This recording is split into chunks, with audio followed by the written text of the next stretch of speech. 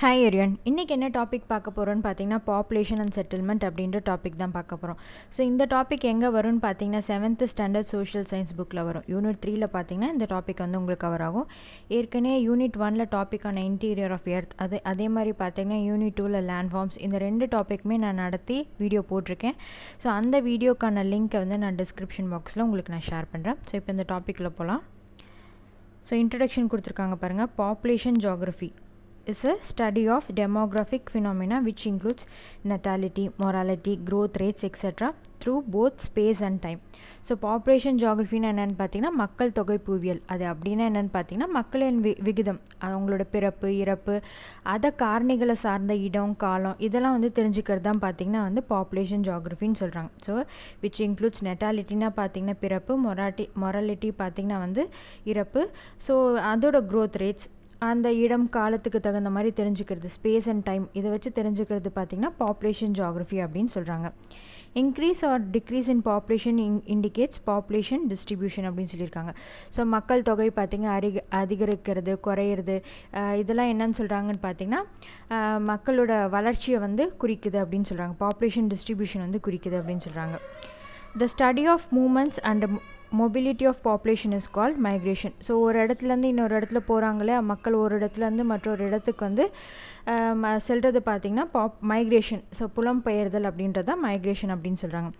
Among the human people from place to place, the ancient origin is grouped under major races such as language and religion. So பண்டைய காலத்தில் வந்து பார்த்திங்கன்னா ஏஷியன்ட்லேருந்து ஒரு குரூப்பாக வந்து பிரிச்சுருக்காங்க, ரேசஸாக இனமாக பிரிச்சு. ரேசஸ்னால் பார்த்திங்கன்னா இனங்களாக பிரிச்சுருக்காங்க. எதன் மூலமாக பார்த்திங்கன்னா ஒன்று லாங்குவேஜ் மூலமாகவும் இன்னொன்று பார்த்திங்கன்னா ரிலீஜன் மூலமாகவும் ஹியூமன்ஸ் வந்து பிரித்து வச்சுருக்காங்க அப்படின்னு சொல்கிறாங்க. ஸோ ரேசஸ்னால் பார்த்திங்கன்னா தமிழில் இனங்கள்னு அர்த்தம். The races has been defined as a biological grouping within the human species. So human ஸ்பீசஸ்க்குள்ளேயே ஒரு பயாலஜிக்கல் குரூப்பிங் கொண்டு வரது தான் பார்த்திங்கன்னா ரேசஸ் அப்படின்னு சொல்கிறாங்க. ஸோ மனித இனத்தை பார்த்திங்கன்னா மனித உயிர்க்குள்ளேயே பல்வேறு உயிரியல் குழுக்களாக பிரிக்கிறது தான் பார்த்திங்கன்னா வந்து ரேசஸ் அப்படின்னு சொல்கிறாங்க. The races group of people with more or less permanent distinguishing characteristic that are inherited.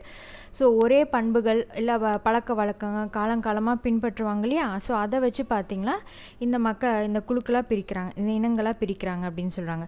The most widely found human racial types are based on visual traits such as head shape, facial features, nose shape, eye shape and colour, skin colour, stature, blood groups etcetera. So இந்த racial type எப்படிலாம் பிரிக்கிறாங்க, இந்த மக்கள் இனத்தை எப்படிலாம் பிரிக்கிறாங்கன்னு பார்த்திங்கன்னா மோஸ்ட்டாக அவங்க தோற்றத்தை வச்சு தான் பிரிக்கிறாங்க, விஷுவல் ட்ரைட்ஸை வச்சு தான் பிரிக்கிறாங்க அப்படின்னு சொல்கிறாங்க. ஸோ விஷுவல் ட்ரைட்ஸ், ஸோ தோற்றத்தை வச்சு தான் பிரிக்கிறாங்க. ஸோ தோற்றத்தை வச்சு பிரிக்கிறாங்க அப்படின்னு சொல்கிறாங்க. ஸோ எப்படிலாம் பார்த்திங்கன்னா அவங்க தலை, அவங்க முகத்தோட அமைப்பு, மூக்கோட அமைப்பு, ஐ ஷேப் எப்படி இருக்குது, ஸ்கின்னோட கலர் கருப்பாக இருக்காங்களா, சிவப்பாக இருக்காங்களா, ப்ரௌனாக இருக்காங்களா, டஸ்கியாக இருக்காங்களா, இதை வச்சு பிரிக்கிறாங்க. ஸ்டேச்சர், அவங்களோட பாடி ஸ்ட்ரக்சர் எப்படி இருக்குது, அவங்களோட பிளட் குரூப் எப்படி இருக்குது, ஸோ இதெல்லாம் வச்சு பார்த்திங்கன்னா பிரிக்கிறாங்க. So the major world human races என்னன்னு பார்த்திங்கன்னா கக்கசாய்டு அப்படின்றது யூரோப்பியனில் இருக்காங்க, நீக்ராய்டு அப்படின்றது பார்த்திங்கன்னா ஆஃப்ரிக்கனில் இருக்காங்க, மங்கோலாய்டு பார்த்திங்கன்னா ஏஷியாட்டிக்கில் இருக்காங்க, ஆஸ்ட்ரேலாய்டு பார்த்திங்கன்னா ஆஸ்திரேலியாவில் இருக்காங்க. ஸோ அது எப்படி ப்ரொனவுன்ஸ் பண்ணுன்னு பார்த்திங்கன்னா கக்கசாய்டு அப்படின்னு ப்ரொனவுன்ஸ் பண்ணுறாங்க. ஸோ யூரோப்பியாவில் இருக்காங்க, ஐரோப்பாவில் இருக்காங்க. ஸோ உலகில் முக்கியமான மனித இனங்களில் பார்த்திங்கன்னா இது 4 வந்து குறிப்பிடுறாங்க. ஸோ ஃபஸ்ட்டு கக்கசாய்டு பார்ப்போம். The caucasoid is known as European race. So ஐரோப்பியர்கள் இனத்தை வந்து சேர்ந்தவங்க இவங்க. இந்த குரூப் பார்த்திங்கன்னா வந்து ஃபேர் ஸ்கின்னாக இருப்பாங்க, டார்க் ப்ரௌன் ஐஸாக இருக்கும், வேவி ஹேராக இருக்கும் அப்படின்னு சொல்லியிருக்காங்க. ஸோ வேவி ஹேர்னால் நல்லா வேவியாக இருக்கும் அப்படின்னு சொல்லியிருக்காங்க. நேரோ நோஸ் இருக்கும். கக்கசாய்டு ஆர் ஆல்சோ ஃபவுண்ட் இன் யூரேஷியாலும் இருக்காங்க அப்படின்னு சொல்லியிருக்காங்க. ஸோ நீங்கள் இதெல்லாம் வச்சு நீங்கள் வந்து எப்படி இருப்பாங்க அப்படின்றத ஒரு இமேஜ் உங்கள் மனசுக்குள்ளேயே வந்து க்ரியேட் பண்ணிக்கோங்க. ஸோ அதே மாதிரி பின்னாடி இமேஜ் வந்து கொடுத்துருப்பாங்க. ஸோ கக்கசாய்டு பார்த்திங்கன்னா எப்படி இருக்காங்க பார்த்திங்கன்னா நல்லா ஃபேர் ஸ்கின்னாக இருக்காங்க, இந்த இமேஜில் பார்க்கும்போது நமக்கு தெரிஞ்சுது.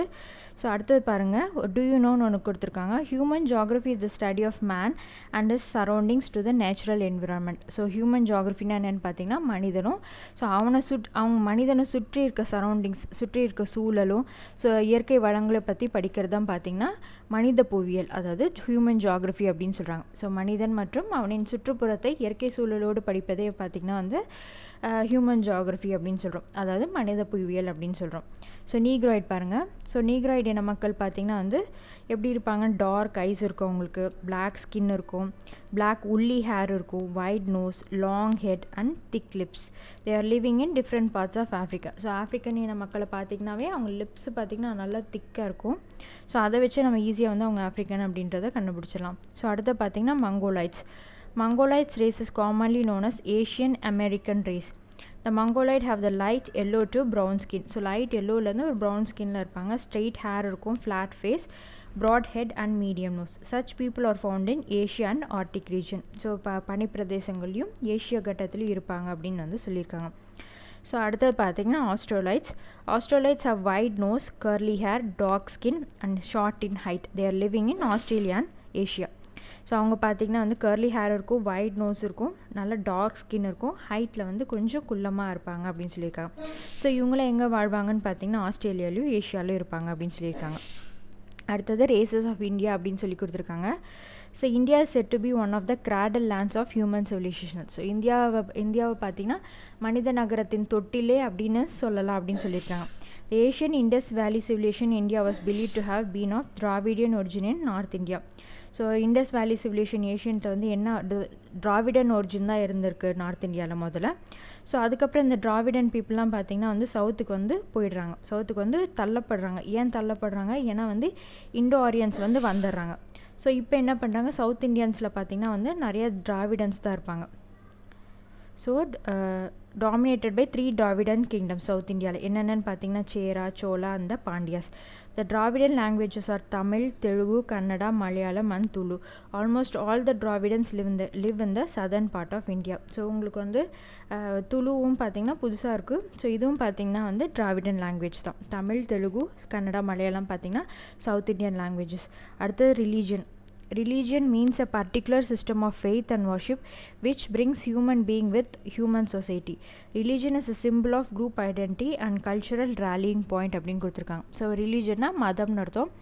மதம் என்பது பார்த்திங்கன்னா ஒரு குறிப்பிட்ட நம்பிக்கை, வழிபாட்டு முறை, இதெல்லாம் வச்சு பார்த்திங்கன்னா மனித இனத்தை வந்து பிரிக்கிறாங்க, ஒரு ஹியூமன் சொசைட்டியை வந்து கொண்டு வராங்க. ஸோ மதம் பார்த்திங்கன்னா ஒரு குழுவின் அடையாளமாகவும் இருக்குது. ஸோ அது ஒரு சிம்பிளாக இருக்குது, ஒரு குழுவோட அடையாளமாக இருக்குதுன்னு சொல்கிறாங்க. அண்ட் கல்ச்சுரல் ரேலியிங் பாயிண்ட், கலாச்சார புத்துணர்வு புள்ளியாகவும் இருக்குது அப்படின்னு சொல்லியிருக்காங்க. கிளாசிஃபிகேஷன் ஆஃப் ரிலீஜன் வந்து 3 வகையாக பிரிச்சிருக்காங்க.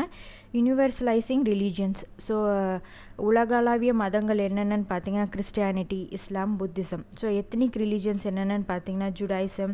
அது இங்கே வந்து ஸ்பெல்லிங் ஹிந்துயிசம்க்கு வந்து என் மிஸ் பண்ணியிருக்காங்க, ஆக்சுவலி அது ஹிந்துயிசம் தான்.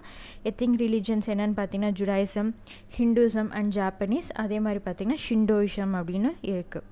So tribal or traditional religions, அதாவது நாடோடிகள் அல்லது பாரம்பரிய மதங்கள் என்னென்ன அப்படின்னு பார்த்தீங்கன்னா அனிமிசம், ஷாமனிசம் அண்ட் ஷாமன் அப்படின்னு கொடுத்துருக்காங்க. ஸோ ஒரு ரிலீஜன் கொடுத்து பிளேஸ் ஆஃப் வர்ஷிப் கொடுத்துருக்காங்க. ஸோ ஒரு மதத்தை கொடுத்துட்டு அவங்களோட வழிபாட்டு தலங்கள் என்னென்ன அப்படின்னு சொல்லி கொடுத்துருக்காங்க. ஸோ புத்திசம் பார்த்திங்கன்னா விஹாரா, கிறிஸ்டியானிட்டி பார்த்திங்கன்னா சர்ச் அதாவது தேவாலயம், இந்து மதம் பார்த்திங்கன்னா ஹிந்துயிசம் பார்த்திங்கன்னா டெம்பிள் அதாவது கோயில், இஸ்லாம் பார்த்திங்கன்னா மாஸ்க் மசூதி, ஜெயினிசம் பார்த்திங்கன்னா பசாதி, ஜுடாயிசம் பார்த்திங்கன்னா ஷினாகாக் அப்படின்னு சொல்லியிருக்காங்க. ஸோ அடுத்தது பார்த்திங்கன்னா ஜொராஸ்ட்ரியனிசம் பார்த்திங்கன்னா அகியாரி அப்படின்னு சொல்லி கொடுத்துருக்காங்க. ஸோ இந்த கடைசி 3 பார்த்திங்கன்னா நமக்கு பிளேஸ் ஆஃப் வர்ஷிப் வந்து புதுசாக இருக்கும். எப்பயுமே வந்து தெரிஞ்சது வந்து கேட்க மாட்டாங்க, டிஃப்ரெண்ட்டாக இருக்கிறத எப்பயுமே கொஷினாக காம்படிட்டிவ் எக்ஸாம்ஸ்லாம் கேட்பாங்க. ஸோ அடுத்து பாருங்கள், language is a great force of socialisation. So மொழி பார்த்திங்கன்னா லாங்குவேஜ்னால் மொழி சமுதாய அமைப்பிற்கு பார்த்திங்கன்னா மொழி கலாச்சாரத்தை பரப்ப ஒரு பிரதானமான கருவியாக இருக்குது அப்படின்னு சொல்கிறாங்க. ஸோ ஒரு சோஷியலில் பார்த்திங்கன்னா வந்து மொழி கலாச்சாரத்தை பரப்புறதுக்கு பார்த்திங்கன்னா ஒரு சமுதாயத்தில் இந்த மொழி வந்து ரொம்ப முக்கியமான பங்காக இருக்குது. லாங்குவேஜ் எய்தர் இந்த written or oral form is the most common type of communication. ஒன்று வந்து எழுதி காட்டுவோம், இல்லைன்னா பார்த்திங்கன்னா வாயில் பேசுகிறது தான். இதுதான் மோஸ்ட் காமனான language form. Language promotes the transmission of ideas and functioning of political, economic, social and religious system. So இந்த நமக்கு ஒரு ஒலி வடிவிலோ இல்லை எழுத்து வடிவிலோ மொழி பயன்படுறதுனால பார்த்திங்கன்னா அரசியல், பொருளாதார, சமூக மற்றும் மத செயல்பாடு கருத்துக்களை வந்து பரிமாற்றிக்கொள்ள வந்து இந்த மொழி வந்து ரொம்ப யூஸ்ஃபுல்லாக இருக்குது அப்படின்னு சொல்லியிருக்காங்க. ஸோ லாங்குவேஜஸ் ஆஃப் இந்தியா கொடுத்துருக்காங்க. India has many languages and culture. நமக்கு தெரியும் இந்தியாவில் வந்து நிறைய லாங்குவேஜஸ் இருக்குது, மல்டிபிள் லாங்குவேஜஸ் இருக்குது, அதேமாதிரி டிஃப்ரெண்ட் கல்ச்சர்ஸும் இருக்குது அப்படின்னு சொல்லி படிச்சிருக்கோம். Each state has its own language though the national language is Hindi. என்ன தான் ஹிந்தி வந்து நம்ம வந்து நேஷ்னல் லாங்குவேஜாக இருந்தாலும் ஸோ ஒவ்வொரு ஸ்டேட்டுக்கும் ஒவ்வொரு லாங்குவேஜ் இருக்குது அப்படின்னு சொல்லியிருக்காங்க. 22 major language was spoken by about 97% population of the country. 22 language பார்த்திங்கன்னா 97% of the population of the கண்ட்ரியால் பேசப்படுது அப்படின்னு சொல்லியிருக்காங்க. இந்தியா வந்து என்னென்ன லாங்குவேஜ் ஃபாலோ பண்ணுறாங்கன்னு பார்த்தீங்கன்னா Kashmiri, Urdu, Punjabi, Hindi, Rajasthani, Gujarati, Bengal and Assami etcetera. These languages R followed in north India. North இந்தியாவில் பார்த்திங்கன்னா இதெல்லாம் ஃபாலோ பண்ணுறாங்க. அதே சவுத் இந்தியாவில் என்னென்ன இருக்குன்னு பார்த்தீங்கன்னா டிராவிடன் ஃபேமிலி இல்லையா. ஸோ என்னென்ன இருக்கும், தமிழ், தெலுங்கு, கன்னடா, மலையாளம் தான் யூஸ் பண்ணுவாங்க. ஸோ அடுத்த பாருங்கள், இங்கே ஒரு டூ யூ நோ ஒன்று கொடுத்துருப்பாங்க, ரொம்ப ரொம்ப இம்பார்ட்டன்ட். காம்படிட்டிவ் எக்ஸாம்ஸு, டிஎன்பிஎஸ்சி எக்ஸாம்ஸ்க்கு, எஸ்எஸ்சி எக்ஸாம், ரயில்வேஸ் எக்ஸாம்லாம் நீங்கள் ப்ரிப்பேர் பண்ணிங்கன்னா நீங்கள் கண்டிப்பாக டேட்டு ஈவெண்ட் வந்து நீங்கள் படிக்காமல் போகவே கூடாது. ஸோ 11th ஜூலை பார்த்திங்கன்னா வேர்ல்டு பாப்புலேஷன் டே. ஸோ 21st February பார்த்திங்கன்னா international mother language day. 3rd Sunday in January every year பார்த்திங்கன்னா வேர்ல்டு ரிலீஜியஸ் டேவாக கொண்டாடுறாங்க. 21st May பார்த்திங்கன்னா த வேர்ல்டு கல்ச்சுரல் டைவர்சிட்டி டேவாக கொண்டாடுறாங்க. ஸோ இது பார்த்திங்கன்னா ரொம்ப ரொம்ப இம்பார்ட்டண்ட்டு, கண்டிப்பாக எக்ஸாமுக்கு வந்து படிச்சுட்டு போங்க. So today usage of language has changed. It is often used as communication skill. So இந்தியாவில் பார்த்திங்கன்னா பல வகையான மொழிகளை வந்து கொண்ட நாடு அப்படின்னு பார்த்தோம் நம்ம. ஸோ அது வந்து ஒரு கம்யூனிகேஷன் ஸ்கில்லாக தான் மாறியிருக்கு. இன்றைய மொழி பயன்பாடு பார்த்திங்கன்னா கலாச்சாரத்துக்கு ஏற்ற மாதிரி மாறியிருக்கு. ஸோ பெரும்பாலும் பார்த்திங்கன்னா தொடர்பு கருவியாக தான் யூஸ் பண்ணிகிட்ருக்காங்க, கம்யூனிகேஷன் ஸ்கில்லாக தான் யூஸ் பண்ணிகிட்ருக்காங்க. With the difference means of communication and fast moving world advancement in technology helps in understanding of different languages. நம்ம இப்போ நிறைய டெக்னாலஜிஸ் வந்துட்டு இப்போ பார்த்திங்கன்னா அமேசானில் அலெக்ஸா என்னென்னமோ விட்டுருக்காங்க இல்லையா. ஸோ கூகுள் டிவைஸு, கூகுள் அசிஸ்டன்ஸ்லாம் இருக்குது. ஸோ இதெல்லாம் வச்சு நம்ம வந்து ஒவ்வொரு லாங்குவேஜ் வந்து நம்ம ஈஸியாக துல்லியமாக ப்ரொனவுன்சியேஷன் மாறாமல் நம்மளால் வந்து கற்றுக்க முடியும் அப்படின்னு சொல்லியிருக்காங்க. So technology helps in understanding of different languages very easily with easily access to electronic media along with its pronunciation. So electronic media like Alexa, Google அசிஸ்டன்ட்லாம் வச்சு நம்மளை ஈஸியாக வந்து ப்ரொனவுன்சியேஷனோடு நம்ம கற்றுக்கலாம். These technologies have really brought the world closer. So அடுத்தது பாருங்கள் செட்டில்மெண்ட்லாம் பார்த்திங்கன்னா தமிழில் குடியிருப்புன்னு அர்த்தம். குடியிருப்பு என்பது பார்த்திங்கன்னா மனிதனோட வாழ்விடம். So settlement is a place where people live and interact through activities such as agriculture, trading and entertainment. So விவசாயம், வாணிபம், பொழுதுபோக்கு ஆகிய செயல்கள் மூலம் பார்த்திங்கன்னா ஒருத்தருக்கு ஒருத்தர் அவங்க கருத்துக்களை வந்து பரிமாறிட்டு இருக்காங்க அப்படின்னு சொல்கிறாங்க. A rural settlement is a community involved predominantly in primarily activities such as agriculture, lumbering, fishing and mining அப்படின்னு சொல்லியிருக்காங்க. ஸோ அவங்க வந்து இந்த ரூரல் செட்டில்மெண்ட் இருக்க மக்கள்லாம் என்ன பெரும்பாலும் என்ன யூஸ் பண்ணுவாங்கன்னு பார்த்திங்கன்னா வேளாண்மை, அதுக்கப்புறம் பார்த்திங்கன்னா லம்பரிங் பார்த்திங்கன்னா மரம் அறுத்தல். ஸோ மரத்தை அறுப்பாங்க இல்லையா, கார்பென்ட்ரிங் வேலை இருக்கு இல்லையா, ஸோ அந்த வேலை, மீன் பிடித்தல், ஸோ அதுக்கு பார்த்திங்கன்னா சுரங்க தொழில். ஸோ இதெல்லாம் வந்து மைனிங்னா பார்த்திங்கன்னா சுரங்க தொழிலில் வந்து ஈடுபடுவாங்க அப்படின்னு சொல்லியிருக்காங்க. And urban settlement engage in predominantly in secondary and tertiary activities such as industries, trade and banking அப்படின்னு சொல்லியிருக்காங்க. ஸோ இந்த அர்பன் செட்டில்மெண்ட்டில் இருக்கவங்களா செகண்டரி அண்ட் டெரிட்டரி ஆக்டிவிட்டீஸில் வருவாங்க. ஸோ என்னென்ன இருக்குன்னு பார்த்திங்கன்னா இண்டஸ்ட்ரீஸ், ட்ரேடு, பேங்கிங்லாம் இருக்கும். There is often correlation between function, size, population and population density. So மக்கள் தொகை அளவு மற்றும் அடர்த்தி ஆகிய இவை இரண்டிற்கும் பார்த்திங்கன்னா ஒரு தொடர்பு இருக்குது. ஸோ சைஸ் ஆஃப் த பாப்புலேஷனுக்கும் பாப்புலேஷன் டென்சிட்டிக்கும் பார்த்திங்கன்னா ஒரு தொடர்பு இருக்குது அப்படின்னு சொல்லியிருக்காங்க. A rural settlements tends to have a small population and low population density. Urban settlement often has a large population size and high population density. So rural செட்டில்மெண்ட்டில் பார்த்திங்கன்னா ஸ்மால் பாப்புலேஷன் தான் இருக்கும், லோ பாப்புலேஷன் டென்சிட்டியும் பார்த்திங்கன்னா கம்மியாக தான் இருக்கும். அர்பனில் பார்த்திங்கன்னா லார்ஜ் பாப்புலேஷன் சைஸ் இருக்கும், ஹை பாப்புலேஷன் டென்சிட்டி இருக்கும் அப்படின்னு சொல்லியிருக்காங்க. அடுத்தது பார்த்திங்கன்னா சைட் அண்ட் சிச்சுவேஷன் அப்படின்னு சொல்லி கொடுத்துருக்காங்க. ஸோ தளம் மற்றும் சூழமைப்பு. ஸோ நம்ம சூழமைப்பு, நம்ம சுற்றுச்சூழல் எப்படி இருக்குது அப்படின்றது தான் actual settlement. Site and situation refers to the location of actual settlement. The initial choice of a site for settlement depends on how it is useful for meeting our daily needs like water supply, availability of farmland, building material and fuel etcetera. So ஒரு குடியிருப்பை நம்ம அமைச்சுக்கிறோம்னா நம்ம அன்றாட தேவைக்கான நீர் எல்லாம் ஈஸியாக கிடைக்குதா, விவசாய நிலம் இருக்கா, கட்டுமான பொருள் இருக்கா, எரிபொருள் இருக்கா. ஸோ இதெல்லாம் கருத்தில் கொண்டு உருவாகிறது தான் பார்த்திங்கன்னா சைட் அண்ட் சுச்சுவேஷன் அப்படின்னு சொல்கிறாங்க. இதுதான் நம்மளோட ஆக்சுவல் செட்டில்மெண்ட். நம்ம ஒரு இடத்துல போய் செட்டில் ஆகுறோம்னா இதெல்லாம் இருந்தால் தானே போய் அந்த இடத்துல போய் நம்ம செட்டில் ஆக முடியும். ஸோ எல்லாம் கிடைக்கிற மாதிரி இருந்தால் தான் நம்ம அந்த இடத்துல போய் நம்மளால் செட்டில் ஆக முடியும், நம்மளால் அங்கே வாழ முடியும். ஸோ அதை தான் சொல்லியிருக்காங்க. ஓல்ட் ஹவுஸ் டைப்ஸ்னு கொடுத்துருக்காங்க. In early periods of human settlement, houses were built using local materials. The form of the house was closely related to the environment. So local materials அங்கே இருக்க மரம், அப்புறம் வந்து ஓலையில் கட்டுவாங்க. ஸோ அந்த மாதிரி அந்த என்விரான்மெண்ட்ஸு சுற்றுச்சூழலுக்கு ஏற்ற மாதிரி வந்து கட்டியிருப்பாங்க. In agriculture, regional houses were built with mud walls and roof was made up of stalk of paddy, other crops of grass, thatch. So ஓலை மூலமாக இல்லைனா வந்து பேடி அந்த நெல் இருக்கும் இல்லையா, ஸோ அதில் வச்சு கட்டியிருப்பாங்க. இல்லை கிராஸ் புல்லில் வந்து நெஞ்சிருப்பாங்க. ஸோ இதன் மூலமாக தான் பார்த்திங்கன்னா ரூஃப் வந்து போட்டிருப்பாங்கன்னு சொல்கிறாங்க. Local would was use to provide frame for the roof. So அங்கே இருக்க பக்கத்தில் இருக்க மரங்களே வச்சு பார்த்திங்கன்னா லோக்கல் வுட்டை வச்சு யூஸ் பண்ணியே ரூஃப் வந்து போட்டிருக்காங்க. Such old houses had a wide verandas and open air circulation. So அந்த மாதிரி வீடு கட்டினதில் பார்த்திங்கன்னா நல்ல வைட் வராண்டா பார்த்திங்கன்னா நல்லா பெருசாக இருந்திருக்கு, நல்லா வந்து ஏர் சர்க்குலேஷனும் இருந்திருக்கு அப்படின்னு சொல்லியிருக்காங்க. The size of the house depends on the economic status of the inhabitants. So ஒருத்தரோட குடும்ப சூழல், எக்கனாமிக் அவங்க பொருளாதார சூழலை பொறுத்தே பார்த்திங்கன்னா அவங்க வீடோட அமைப்பு இருக்குது. ஸோ எனக்கு வந்து வருமானம் கம்மியாக இருக்குன்னா அதுக்கேற்ற சைஸில் வீடு எனக்கு இருந்துச்சு. ஸோ ஒரு அதிகமாக இருந்துச்சுன்னா அதுக்கேற்ற மாதிரி பெரிய வீடை நான் கட்டியிருந்தேன் அப்படின்னு சொல்லியிருக்காங்க. பேட்டர்ன்ஸ் ஆஃப் செட்டில்மெண்ட் கொடுத்துருக்காங்க பாருங்கள். The settlements also be classified into compact settlement and disperse settlement அப்படின்னு கொடுத்துருக்காங்க. ஸோ காம்பேக்ட் செட்டில்மெண்ட்னா பார்த்திங்கன்னா குழுமிய குடியிருப்பு. டிஸ்பர்ஸ் செட்டில்மெண்ட்னா பார்த்திங்கன்னா சிதறிய செட்டில்மெண்ட், அதாவது சிதறிய குடியிருப்பு, அங்கங்கே ஒவ்வொன்று இருக்கும் இல்லையா. ஸோ அது காம்பேக்ட்னா பார்த்திங்கன்னா ஒன்றா எல்லா வீடும் ஒன்றா இருக்கும் அப்படின்றது. ஸோ இங்கே டீட்டெயிலாக பார்ப்போம். So compact settlement is also known as nucleated settlement. In this type, large number of houses were built very close to each other. Such settlement developed along the river valleys and fertile plains.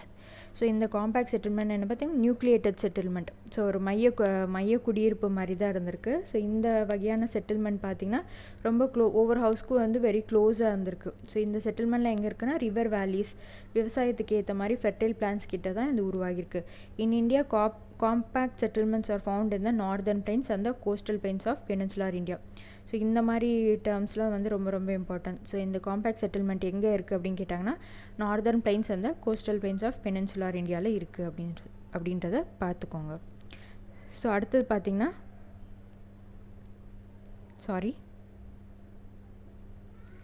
அடுத்தது பார்த்திங்கன்னா disperse settlement கொடுத்துருக்காங்க.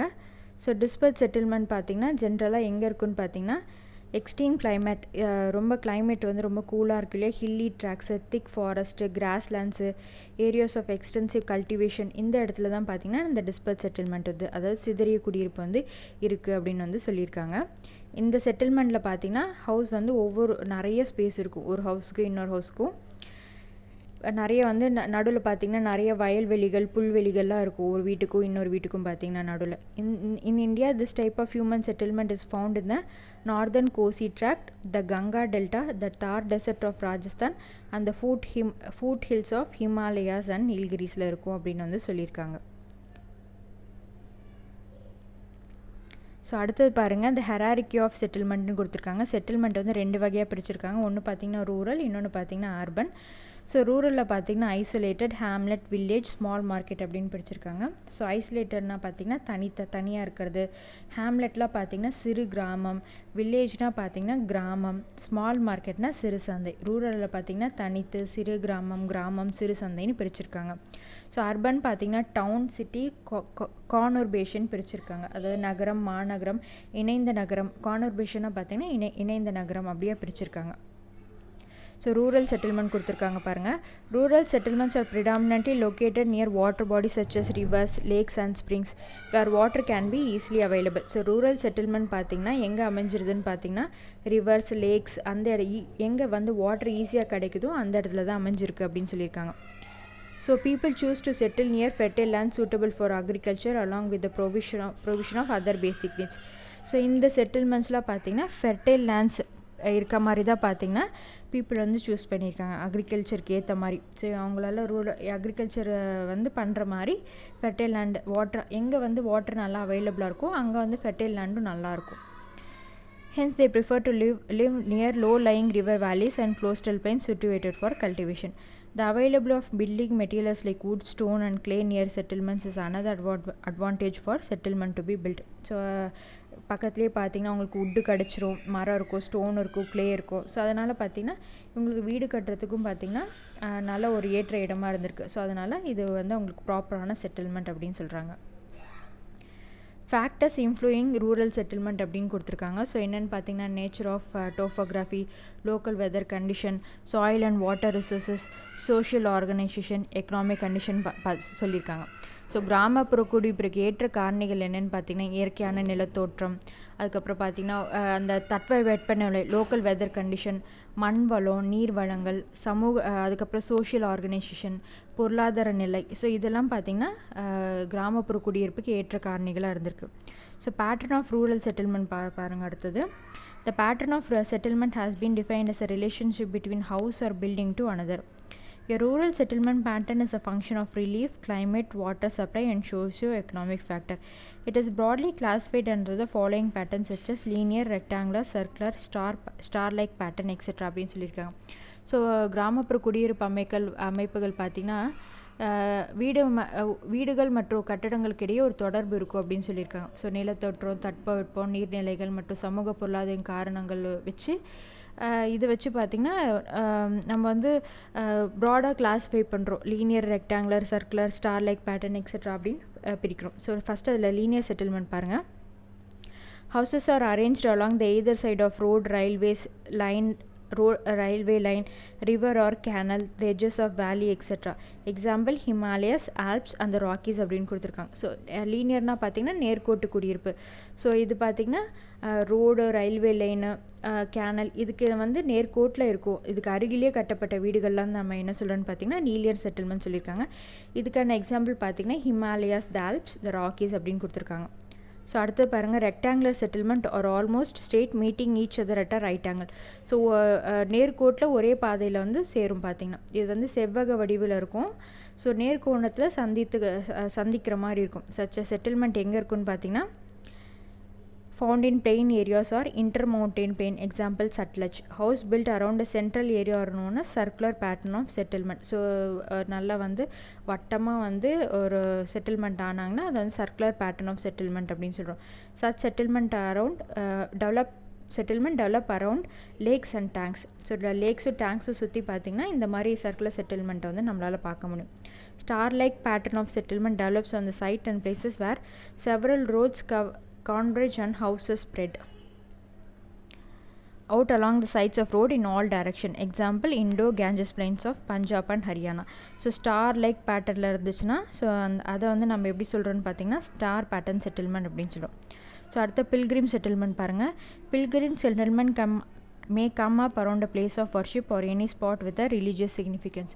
So அதாவது pilgrim செட்டில்மெண்ட்னா என்னன்னு பார்த்தீங்கன்னா நமக்கு வந்து வழிபாட்டு தலங்களை சுற்றி வீடுகள் அமைஞ்சிருந்ததுன்னா ஸோ ஒரு பிளேஸ் ஆஃப் வர்ஷிப்பை சுற்றி இருந்துச்சுன்னா அது வந்து நம்ம என்ன சொல்கிறோன்னு பார்த்தீங்கன்னா பில்கிரிம் செட்டில்மெண்ட் அப்படின்னு சொல்கிறோம். இதுக்கு எக்ஸாம்பிள் பார்த்திங்கன்னா திருவேற்காடு இன் தமிழ்நாடு தான் நம்ம வந்து சொல்கிறோம். ஸோ வெட் பாயிண்ட் செட்டில்மெண்ட் பாருங்கள். A wet point is a site with reliable supply of water from wells, tanks, rivers, springs or pond in an area. So dry point செட்டில்மெண்ட்னா என்னென்னு பார்த்தீங்க. ஸோ அதில் வெட் பாயிண்ட் செட்டில்மெண்ட்லேருந்து பேர்லேருந்தே நம்மளால் தெரிஞ்சுக்க முடியுது. ஸோ சுற்றி தண்ணி இருந்துச்சுன்னா ஸோ அதை தான் நம்ம வந்து குளம், ஆறு, குட்டைகள் இந்த இடங்கள் அமைந்துருச்சுன்னா அதை வந்து நம்ம வெட் பாயிண்ட் செட்டில்மெண்ட் சொல்கிறோம். ட்ரை பாயிண்ட் செட்டில்மெண்ட் என்னென்னு பாருங்கள். A dry point settlement is located in low-lying areas in the regions of excessive dampness. Dry point settlements are not affected by flooding due to landscape and sources of water. So வறண்ட ட்ரைனா பார்த்திங்கன்னா நமக்கே தெரியும். வறண்ட இடம் என்பது என்னென்னு பார்த்திங்கன்னா சுற்றி வறண்ட இடமாக இருக்கும். ஸோ நிலத்தை காற்றிலும் பார்த்திங்கன்னா சற்று உயரமாக இருக்கும் அப்படின்னு சொல்லியிருக்காங்க. எக்ஸசிவ் டேம்ப்னஸாக இருக்கும். ஸோ இங்கே வந்து ஃப்ளட் வந்து ஈஸியாக அஃபெக்ட் ஆகாது, ஏன்னா அது அந்த கொஞ்சம் உயரமான நிலையில் இருக்கனால. Such settlements are found in the coastal plains of Kerala and deltas along the east coast of India. So அடுத்து பாருங்கள் அர்பன் செட்டில்மெண்ட்ஸ் கொடுத்துருக்காங்க. The settlement in which most of the people are engaged in secondary and tertiary activities are known as urban settlements. So ஏற்கனவே நம்ம பார்த்துருந்தோம், primary activity ஈடுபடுறவங்கள பார்த்திங்கன்னா rural settlement, secondary ஆக்டிவிட்டியில் ஈடுபடுறவங்கள பார்த்திங்கன்னா வந்து secondary and territory activity ஈடுபடுறவங்கள பார்த்திங்கன்னா urban settlement அப்படின்னு சொல்கிறோம். In other words, urban is related to cities and towns. The word urban is often used in the term of town, city, mega city, conurbation, megapolis அப்படின்னு சொல்லியிருக்காங்க. So இதில் வந்து கிளாஸிஃபிகேஷனில் நிறைய வரும் உங்களுக்கு, town, city, mega city, corporation, megalopolis அப்படின்னு நம்ம பின்னாடி பார்ப்போம். So classification of urban settlements அப்படின்னு கொடுத்துருக்காங்க. ஸோ அர்பன் செட்டில்மெண்ட்ஸ் வந்து எப்படி வந்து கிளாஸிஃபை பண்ணுறோம் நம்ம, the definition of urban areas vary from ஒரு கண்ட்ரி டு அனதர். ஸோ ஒவ்வொரு நாட்டுக்கு ஏற்ற மாதிரி மாறிட்டே இருக்கும். பேசிக் கிளாஸிஃபிகேஷன் என்னென்னு பார்த்தீங்கன்னா, size of the population, occupational ஸ்ட்ரக்சரை பொறுத்து, அட்மினிஸ்ட்ரேஷனை பொறுத்து பிரிக்கிறாங்க அப்படின்னு சொல்லியிருக்காங்க. ஸோ அடுத்தது வந்து down. Town is a general name for urban place, usually settlement meeting a prescribed minimum population threshold population more than 5,000 people. So 5,000 people கம்மியாவோ 5,000 பீப்புளோ இருந்தாவோ, so அதை வந்து நம்ம வந்து டவுனுன்னு சொல்கிறோம். அந்த இடத்த வந்து டவுனுன்னு சொல்கிறோம். Based on the function the cities perform, they can be classified in the following types of towns such as administrative, cantonment, academic, etc. அப்படின்னு கொடுத்துருக்கோம். ஸோ டவுன்னா வந்து நமக்கு வந்து ஒரு டவுன்னா பார்த்திங்கன்னா நகரம். ஸோ அந்த நகரம் வந்து 5,000 பேருக்குள்ளே இருந்தாங்கன்னா, இல்லை 5,000 பேர் இருந்தாங்கன்னா, ஸோ அது வந்து நம்ம டவுனுன்னு சொல்கிறோம். ஸோ அதை வந்து டவுனை வந்து நம்ம அட்மினிஸ்ட்ரேட்டிவோ இல்லை இராணுவத்தை பேஸ் பண்ணியோ இல்லை அகாடமிக்கை பொறுத்தோ நம்ம பிரிக்கலாம் அப்படின்னு சொல்லியிருக்காங்க. The term city is generally applied to large urban places with no strict definition to separate it from smaller town. City is nucleated settlement with multifunctional in character, including establishment, central business district. In India, an urban place with more than 1 lakh population is considered as city. So more than 1 lakh population இருந்துச்சுன்னா அது வந்து நம்ம என்ன சொல்கிறோன்னு பார்த்தீங்கன்னா, நம்ம வந்து அதாவது மாநகரம் அப்படின்னு சொல்கிறாங்க. ஸோ ஒரு பொதுவாக பார்த்திங்கன்னா ஒரு குறிப்பிட்ட சிறிய நகரத்துலேருந்து தனித்து நகர்ப்புறங்களுக்கு பெருநகரம் அப்படின்னு வந்து நம்ம சொல்கிறோம். இந்த நியூக்ளியேட்டட் செட்டில்மெண்ட் வந்து ஒரு சிட்டி வந்து ஒரு நியூக்ளியேட்டட் செட்டில்மெண்ட், ஒரு மல்டி ஃபங்க்ஷனல் ஒரு சென்டர் ஹப்பாக இருக்கும் இந்த சிட்டியில் பார்த்திங்கன்னா. ஸோ இப்போ நம்ம வந்து சென்னை சிட்டின்னு எடுத்துக்கிறோம். ஸோ அந்த சென்னை சிட்டியில் எடுத்துக்கிட்டிங்கன்னா ஒரு மல்டி ஃபங்க்ஷனல் எல்லாமே இருக்கும். உங்களுக்கு இண்டஸ்ட்ரீஸ் இருக்கும், அக்ரிகல்ச்சரும் இருக்கும். அக்ரிகல்ச்சர் பார்த்திங்கன்னா ஒரு ஓரமாக இருக்கும். ஸோ மல்டி ஃபங்க்ஷனலாக இருக்கும் அப்படின்னு சொல்லியிருக்காங்க. Megacity. A megacity is a very large typical population of more than 10 million people. So 10 million peopleக்கு மேலே இருந்தாங்கன்னா அது மெகாசிட்டி அப்படின்னு சொல்கிறோம். A megacity can be a single metropolitan area. Example கொடுத்துருக்காங்க பாருங்கள், Canton, Tokyo, Delhi, Mumbai are some other examples of megacities அப்படின்னு கொடுத்துருக்காங்க. இங்கே டூ யூனோன்னு ஒரு ஃபேக்ட் கொடுத்துருக்காங்க பாருங்கள். உலக சுகாதார நிறுவனம் WHO வந்து என்ன சொல்லியிருக்காங்கன்னா, ஒரு ஹெல்த்தி சிட்டிக்கு என்னெல்லாம் இருக்கணும் அப்படின்னு சொல்லியிருக்காங்கன்னா, clean and safe environment, meet the basic needs of all its inhabitants, involves a community in local government, provides easily accessible health service அப்படின்னு கொடுத்துருக்காங்க. ஸோ தூய்மையான பாதுகாப்பான சுற்றுச்சூழல் இருக்கணும். எல்லா மக்களுக்கும் பார்த்திங்கன்னா அடிப்படை தேவைகளை நிறைவேற்ற வேண்டும். ஸோ உள்ளாட்சியில் பார்த்திங்கன்னா உள்ளூர் மக்களை வந்து ஈடுபட வேண்டும். ஸோ எளிதாக கிடைக்க வேண்டிய ஆரோக்கிய நலன்கள் வந்து எல்லா மக்களுக்கும் கிடைக்கணும். ஸோ இதுதான் வந்து WHO கொடுத்துருக்க வரையறை, ஒரு பட்டியல் மாதிரி கொடுத்துருக்காங்க ஹெல்த்தி சிட்டிக்கே என்னென்ன வேணும் அப்படின்றத. ஸோ மெகாபாலிஸ்னால் பாருங்கள், மெகாபாலிஸ்னால் என்னென்னா, மெகாபாலிஸ்னால் பார்த்திங்கன்னா லார்ஜ் கார்னபரேஷன் கொடுத்துருக்காங்க. ஸோ கார்னபரேஷனாக நம்ம பார்த்துருக்கோம். கார்னபரேஷன்னா இணை நகரம் அப்படின்னு பார்த்தோம். 2 அல்லது அதுக்கு மேற்பட்ட மிகப்பெரிய நகரங்களில் மக்கள் தொகையை 10 லட்சத்துக்கு மேலே இருந்துச்சுன்னா அதை நம்ம என்ன சொல்கிறோன்னு பார்த்தீங்கன்னா மெகாலோபாலிஸ் அப்படின்னு சொல்கிறோம். The region made up of cities between Boston and Washington DC is a well-known megapolis அப்படின்னு சொல்லி எக்ஸாம்பிள் கொடுத்துருக்காங்க. இந்தியாவில் பார்த்திங்கன்னா Kolkata is the largest urban area which is a megapolis அப்படின்னு சொல்லியிருக்காங்க. Gandhinagar, Surat, Vadodara, Rajput in Gujarat are the important megapolis cities in India. So அடுத்து கார்னபரேஷன்னா என்னன்னு சொன்னால் இணைந்த நகரம் அப்படின்னு சொன்னேன். ஸோ இணைந்த நகரம்னா என்னென்னு பார்த்தீங்கன்னா, சில மாநகரங்களையும் பெரிய நகரங்களையும் மற்ற சில நகர்ப்புறங்களையும் கொண்டு மக்கள் வளர்ச்சி, பாப்புலேஷன் க்ரோத்து, அப்புறம் வந்து ஃபிசிக்கல் எக்ஸ்பேன்ஷன், இதெல்லாம் வந்து சேர்த்து இண்டஸ்ட்ரியல் டெவலப்மெண்ட் இதெல்லாம் வந்து சேர்க்கறது தான் பார்த்திங்கன்னா கார்னபரேஷன் அப்படின்னு சொல்கிறது. இதுக்கு எக்ஸாம்பிள் பார்த்திங்கன்னா West Midland in England, the Ruhr in Germany, Randstad in the Netherlands are example of conurbation. Mumbai in Maharashtra, Gurgaon, Faridabad in Haryana, Noida in Uttar Pradesh are the conurbation cities of India அப்படின்னு சொல்லி கொடுத்துருக்காங்க. ஸோ சேட்டலைட் டவுன் கொடுத்துருக்காங்க. ஸோ சேட்டலைட் டவுன்னா பார்த்திங்கன்னா is a town designed house that over population of a major city. So ஒரு population வந்து ரொம்ப அதிகமாக இருக்கும் போது பார்த்திங்கன்னா அதிக அளவில் மக்கள் தொகையை கொண்ட முக்கியமான பெருநகர்லாம் பார்த்திங்கன்னா நகர்ப்புறங்களுக்கு வெளியே ஒரு வீடு வந்து அமைப்பாங்க. ஸோ அதை தான் வந்து என்ன சொல்கிறாங்கன்னா சேட்டலைட் டவுன் அப்படின்னு சொல்கிறாங்க. ஏன்னா சிட்டிஸில் வந்து நிறைய வீடுகள் வந்து ஆரம்பிச்சிச்சு. ஸோ இடமே இருக்காது. ஸோ அந்த சிட்டிக்குள்ளேயே வெளியில் நகர்ப்புறத்தை விட்டு ரூரல் ஏரியா விட்டு ஒரு இடத்துல வந்து ஒரு டவுன்ஷிப் மாதிரி கட்டுவாங்க. ஸோ அதுதான் வந்து சேட்டலைட் டவுன் அப்படின்னு சொல்கிறாங்க. Satellite towns are generally located outside the rural urban fringe அப்படின்னு கொடுத்துருக்காங்க. In India most satellite towns are pure residential in character. So ரெசிடென்ஷியல்னால் அதாவது இப்போ மக்கள் தங்குற மாதிரி தான் இருக்குது இந்தியாவில் மோஸ்டான சேட்டலைட் டவுன்ஸ் அப்படின்னு கொடுத்துருக்காங்க. Satellite towns occasionally present a look of tin towns such as Dehri and Dalmiyangar in Rohtas district of Bihar. They may be connected with roads, for example Patna, Baurani, Varanasi and Hajipur. அடுத்த smart city பற்றி கொடுத்துருக்காங்க. In urban region, a city which is very much advanced in terms of infrastructure, real estate, communication and market availability is called smart city. Smart சிட்டின்னு என்னென்னு பார்த்தீங்கன்னா சிறப்பு பொருளாதார நகரம் தமிழில். ஸோ நகர்ப்புற பகுதியில் பார்த்திங்கன்னா எல்லா வசதியும் இருக்கும். வீட்டு மனை விற்பனை, தொலைத்தொடர்பு எளிதாக கிடைக்கும், சந்தை இருக்கும், உள்ளே பார்த்திங்கன்னா பொருளாதார நகரம் இருக்கும். இது எல்லாமே சேர்ந்தது தான் பார்த்திங்கன்னா வந்து ஸ்மார்ட் சிட்டி அப்படின்னு சொல்கிறாங்க. First 10 smart cities of India's என்னென்னு பார்த்தீங்கன்னா Bhubaneswar, Pune, Jaipur, Surat, Ludhiana, Kochi, Ahmedabad, Solapur, new Delhi and Udaipur.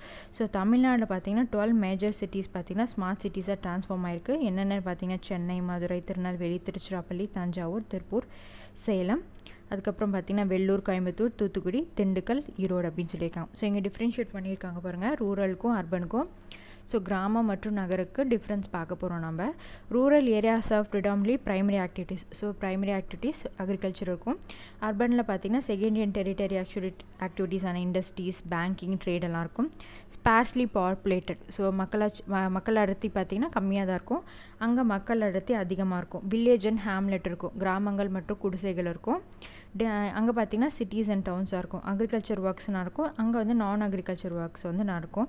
Simple and relaxed life, எளிதான அமைதியான வாழ்க்கை இருக்கும். ஸோ அங்கே பார்த்திங்கன்னா fast and complicated life. So வேகமான சிக்கல் இருந்த வாழ்க்கையாக இருக்கும் அவங்களுக்கு. ஸோ wrap-up கொடுத்துருக்காங்க.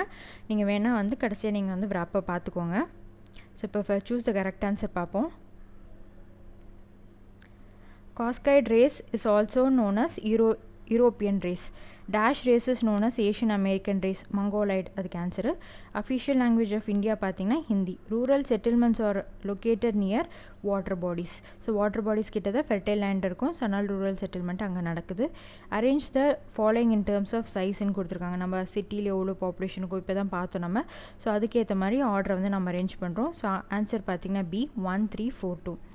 So fill in the blanks பாருங்கள். இந்த புஷ்மன் இஸ் ஃபவுண்ட் மெயின்லி இந்த டேஷ் டெசர்ட் இன் சவுத் ஆஃப்ரிக்கான்னு கொடுத்துருக்காங்க. Kalahari dessert in South Africa. So second ஒன்னுக்கு வந்து எனக்கு ஆன்சர் என்னால் கரெக்டாக சொல்ல முடியல. ஸோ அது மட்டும் நான் வந்து கொஷின் மார்க் கூட விடுறேன். நான் உங்களுக்கு வந்து ஆன்சர் தெரிஞ்ச பிறகு நான் வந்து கீழே பின் பண்ணுறேன். ஸோ இதுக்கு ஆன்சர் எழுதியிருக்கேன், பட் இதுக்கு ஆன்சர் கரெக்டாக என்னன்னு எனக்கு தெரியல. ஸோ அதை மட்டும் விட்டுருங்க. In urban settlements where most of the people are engage in secondary and tertiary activities. Satellite towns are generally located outside the rural urban fringe. Pilgrim settlement comes around a place of worship. So Caucasoid பார்த்திங்கன்னா European, Negroid பார்த்திங்கன்னா African, Mongoloid பார்த்திங்கன்னா Asian American, Australoid பார்த்திங்கன்னா Australia. So match the following பாருங்கள். Sutlej Ganga plain பார்த்திங்கன்னா rectangular pattern, Nilgiris பார்த்திங்கன்னா disperse settlement, south India பார்த்திங்கன்னா circular settlement, sea coast பார்த்திங்கன்னா compact settlement, Haryana பார்த்திங்கன்னா star like pattern. So consider the following statement and take the appropriate answer கொடுத்துருக்காங்க. Assertion reason there are numerous language spoken in the world அப்படின்னு சொல்லி கொடுத்துருக்காங்க. ஆமாம், நிறைய languages வந்து பேசிகிட்டு தான் இருக்காங்க இந்தியாவில். ரீசன் பார்த்திங்கன்னா linguist diversity is world waste, linguist diversity இந்த வேர்ல்டு இஸ் வேஸ்ட் அப்படின்னு சொல்லி கொடுத்துருக்காங்க. ஸோ அப்படின்னா என்னென்னு பார்த்தீங்கன்னா மொழி வேற்றுமை உலகில் பார்த்திங்கன்னா அதிக அளவில் இருக்குது. நிறைய மொழிகள் பேசுகிறாங்களே, மொழி வேற்றுமை இருக்குல்லையே. ஆமாம், ரெண்டுமே correct. A and R are correct and A explains ஆர்ன்றது தான் ஆன்சர் இதுக்கு. Thiruverkadu in Tamil Nadu and example for pilgrim settlement கொடுத்துருக்காங்க. ஆமாம், நம்ம ஏற்கனவே இங்கே பார்த்தோம் இல்லையா, பில்கிரிம் செட்டில்மெண்ட்க்கு இங்கே எக்ஸாம்பிள் பார்த்தோம். பில்கிரிம் செட்டில்மெண்ட்டுக்கு எக்ஸாம்பிள் பார்த்திங்கன்னா திருவேற்காடு இன் தமிழ்நாடு அப்படின்னு கொடுத்துருப்பாங்க. ஸோ இது பார்த்திங்கன்னா கரெக்டு தான். ஸோ ரீசன் பார்த்திங்கன்னா அயன் அண்ட் ஸ்டீல் இண்டஸ்ட்ரீஸ் லொக்கேட்டட்னு கொடுத்துருக்காங்க. ஸோ அது வந்து பார்த்திங்கன்னா கிடையாது. ஸோ ஏ பார்த்திங்கன்னா correct, so R is not correct explanation of, இதுக்கு ஆன்சர் பார்த்தீங்கன்னா பி, நான் தப்பாக டிக் பண்ணியிருக்கேன். ஸோ பி தான் கரெக்டு. ஸோ ஒரு வேளை தப்பாக இருந்தால் நான் உங்களுக்கு வந்து கீழே வந்து பின் பண்ணுறேன். So thank you friends. இந்த வீடியோ உங்களுக்கு பிடிச்சிருந்தா கண்டிப்பாக மறக்காமல் சப்ஸ்கிரைப் பண்ணிவிடுங்க, லைக் பண்ணுங்கள், கமெண்ட் பண்ணுங்கள், சப்ஸ்கிரைப் பண்ணிவிடுங்க. தேங்க்யூ.